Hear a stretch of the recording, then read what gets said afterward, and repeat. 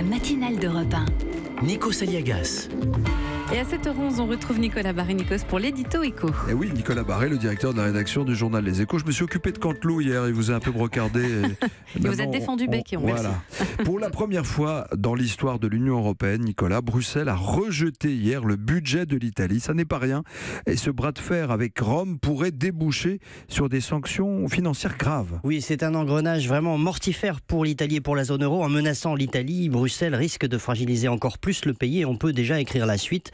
Les taux d'intérêt sur la dette italienne vont grimper. Il y a un écart de 3% avec l'Allemagne. Or, l'Italie a vu son niveau de déficit, a besoin d'emprunter environ 1 milliard d'euros par jour ouvrable. Bruxelles a évidemment raison de s'alarmer du niveau de la dette, mais le bras de fer avec Rome ne fait qu'aggraver le problème.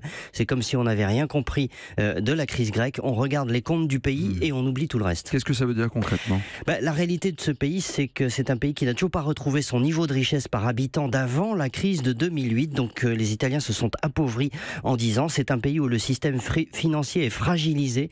La première banque italienne, Unicredit, songerait même à se couper en deux avec d'un côté les activités internationales qui seraient logées en Allemagne et de l'autre les activités italiennes pour éviter qu'elles ne plombent le reste.